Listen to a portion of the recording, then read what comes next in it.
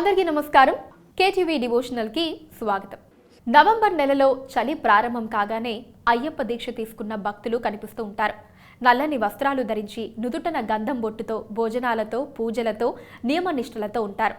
సంవత్సరంలో 3 నెలలు మాత్రమే తెరిచి ఉండే గుడిలో వెలిసిన స్వామివారిని దర్శించుకోవటానికి దీక్షలు చేపట్టి నిష్ఠతో పూజలు చేసి స్వామియే శరణమయ్యప్ప అంటూ నలుదిక్కులు పెక్కుటిల్లేలా భక్తులు చేసే భజనలు ఈ కాలంలో ప్రతి ఊరిలో కనిపిస్తూనే ఉంటాయి.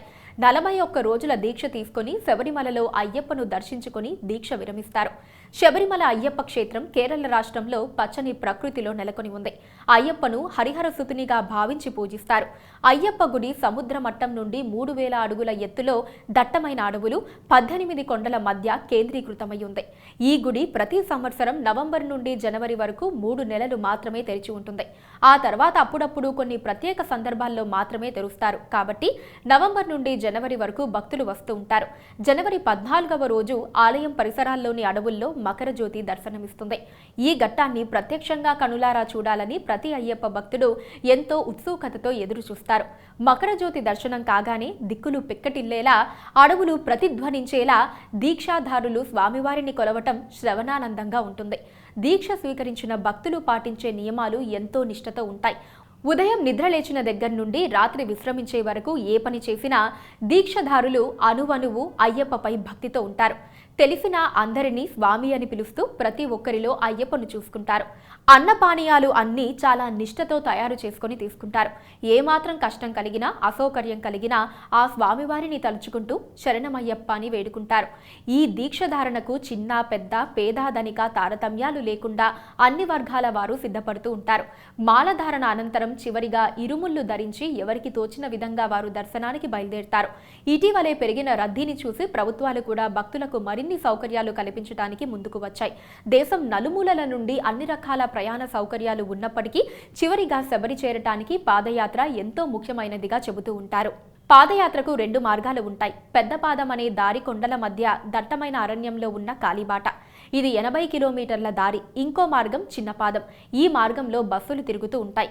పంబా నది వరకు బస్సులో వెళ్లి చివరి 4 కిలోమీటర్లు మాత్రం కాలినడకనే వెళ్ళాలి. ఒక దారి ప్రారంభంలో ఎరుమేలి ఉంటుంది. అక్కడి నుండి యాత్ర ప్రారంభమవుతుంది. ఎరుమేలిలో వావరు స్వామిని భక్తులు దర్శించుకుంటారు. వావరు స్వామిని గూర్చి ఒక కథ చెబుతారు. అయ్యప్ప పులిపాల కోసం అడవికి వెళ్ళినప్పుడు ఒక దొంగ అతనిని అడ్డగిస్తాడు. తర్వాత ఆ దొంగ అయ్యప్ప భక్తునిగా మారతాడు. నన్ను దర్శించుకోవడానికి వచ్చిన భక్తులు ముందుగా నిన్ను దర్శించుకుంటారని అయ్యప్ప వావరుకు వరమిచ్చాడట. వావరు స్వామి ఒక ముస్లిం మతస్థుడు. అతడు కొలువై ఉన్నది కూడా ఒక మసీదులోనే. ఇలా ప్రయాణం సాగించి అయ్యప్పను దర్శించుకొని తమ దీక్ష విరమించి తిరుగు ప్రయాణం అవుతారు భక్తులు. అయ్యప్ప దీక్ష ఎంతో పవిత్రమైనది. దీక్ష చేపట్టిన వారిని పూజించిన సాధారణ భక్తులకు చాలా మంచి జరుగుతుందని నమ్మకం. అందుకే దీక్ష చేపట్టిన వారు వయసులో చిన్న అయినా కాళ్లకు మొక్కి ఆశీస్సులు తీసుకుంటూ ఉంటారు. కొందరు స్వాములు దీక్షా సమయంలో తమ తాహతకు తగిన విధంగా భజన భిక్ష ఏర్పాట్లు చేస్తూ ఉంటారు. ఆ సమయంలో వచ్చే అయ్యప్ప దీక్షధారులతో భక్తి గీతాలతో భజన కార్యక్రమాలతో ఉంటుంది. దీనిని తిలకించడానికి ఆ ప్రాంగణంలో స్వామివారిని దర్శించడానికి సాధారణ భక్తులు ఎంతో ఆసక్తి కనిపిస్తూ ఉంటారు. మా ఈ వీడియో నచ్చినట్లయితే లైక్ చేయండి, మీ స్నేహితులకి షేర్ చేయండి. ఇప్పటి వరకు మా ఛానల్ని సబ్స్క్రైబ్ చేయకపోతే వెంటనే సబ్స్క్రైబ్ చేసి బెల్ ఐకాన్ని క్లిక్ చేయండి. ఎప్పటికప్పుడు మా ఛానల్ వీడియోల నోటిఫికేషన్ మీకు అందుతుంది. మీకు తెలిసిన ఏదైనా సమాచారం మా ఛానల్లో ప్రసారం కావాలి అంటే కామెంట్ రూపంలో తెలియజేయండి. ఇటువంటి మరిన్ని విశేషాలతో మరో వీడియో ద్వారా కలుద్దాం. అంతవరకు సెలవు. నమస్కారం.